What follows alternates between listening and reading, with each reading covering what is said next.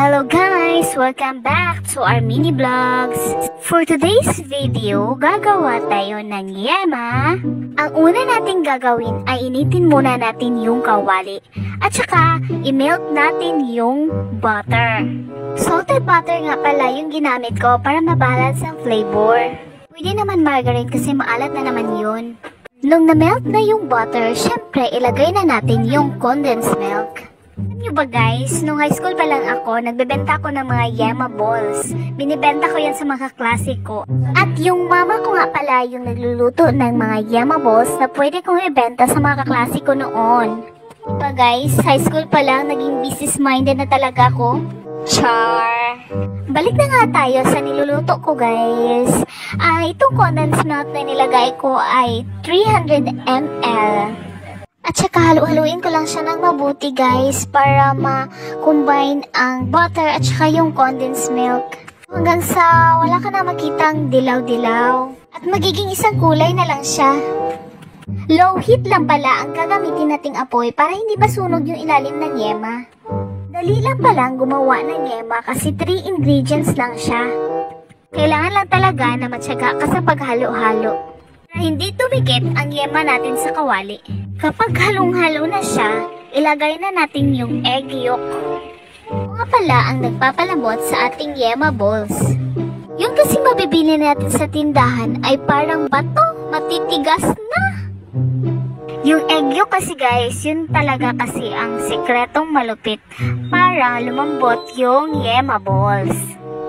Pagkatapos mong ilagay yung egg yolk, ay halu-haluin mo lang siya ng maigi.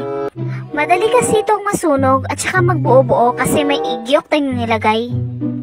Yan talaga ang sinasabi ko sa inyo guys, kailangan consistent ka talaga maghalo-halo ng yema para hindi dumikit yung mga yema doon sa ating kawali. Pagkahalo ka nga pala sa egg yolk guys ay 20 minutes ko pa siyang niluto. At syempre, continuous lang po yung paghalo-halo natin para hindi siya dumikit sa ating kawali. Sa totoo nga lang yan guys, nangangawit na akong maghalo-halo pero kailangan talaga siya para hindi siya tumigas. At dumikit nga sa ating kawali. At mapapansin nyo, unti-unti na siyang lumalapot. Malapit na yung maluto guys. Kapag hindi na siya masyadong dumikit sa pan, ay okay na yan. Pwede na tong hanguin. Ang plato nga pala guys na pagsasalinan ay kailangan lagyan ng oil para hindi dumikit yung yema natin sa plato. At yan guys, sasalin na natin ang yema sa plato. At ngayon naman ay bibilugin ko na siya. Maglagay muna tayo ng oil sa ating mga kamay para hindi dumikit yung yema sa ating kamay. Habang mainit pa yung yema mixture guys, kailangan na natin itong bilugin kasi pag malamig na, titigas na yung mixture. At yan guys, bibilugin ko na yung ating yema balls. At syempre, ibabalot natin ito isa-isa sa plastic wrapper. Medyo mainit-init lang talaga ang mixture guys, kaya pagtiyagaan lang natin. For the future! Sa isang lata ng condensed milk, nakagawa ako ng 28 pieces ng yema balls.